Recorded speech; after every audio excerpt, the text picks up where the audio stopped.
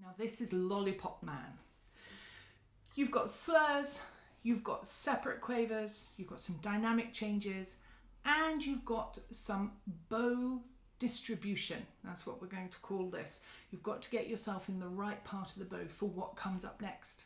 So here we go. It starts forte. We're in D major. You could start learning this by first of all playing your D major scale. Make sure that your thumb is under your second finger. Make sure that your arm is away from your side. Make sure that the cello neck is as close to your neck as is comfortable to do. And if you look at your fingers, put it back again, because look what happens to the wrist. So you can practice your D major scale first and get all the fingers going nicely down onto the string really firmly, not squeezing between your fingers and your thumb. The weight of your arm should hold the strings down onto the fingerboard. Okay, that's the important thing. Your thumb should be quite gentle on the back of the cello, never too far across. We don't want it sticking out here, never more than halfway. And just on the thumb tip, it's very delicate connection with the thumb on the back of the cello. You see how long my thumb is? I'm not doing that with it. I'm using a straight thumb and I don't squeeze. Okay, so try and do that yourselves and keep that cello neck closer to you. Now, once you've done your D major scale, you can have a go at the piece. We've got slurs and separate bows as well. So that's your 4 and your 3 and your 4. So get a good first note, your F sharp, make your thumb, make sure it's in the right place. Now we don't want that. Your bow thinks it's playing a minim. So 1, 2. You want a good connection of the bow on the string. Have your arm, put the weight of your arm onto that string and let the bow flow.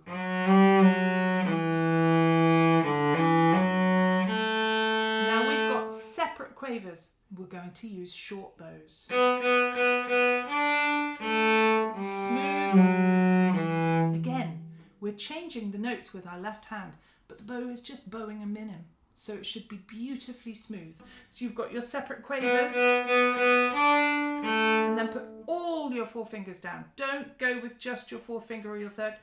Place everything onto the D string. And of course, when you're going from the A string to the D string, there's a change of height. Look, I'm rocking on my thumb, and that's how you should do this. You lift up on the thumb. So all the fingers down again. Long minims, smooth slurs, quavers. 3rd finger for an F sharp. E, D. And then we go on to the next section.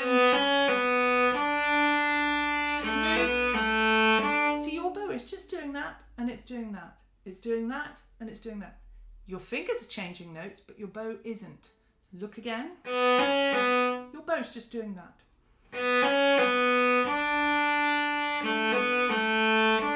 Change of height for both arms. Change again.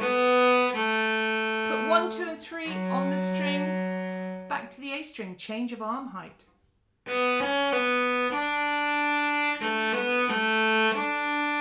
Separate. Now this is an important one. You've got little bows, and then you've got a down bow, slurred, which pushes you to the end of the bow, which is exactly what you need for a 4-beat up bow.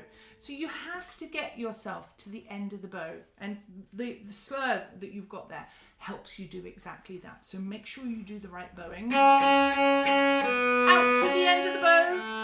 2, 3, 4, and we've got D, C, Al fine, which is da capo. Recapture the beginning of the piece and play until the fine, which is the end. Short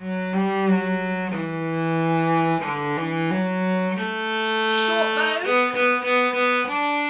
arm height change, smooth slurs, short bows.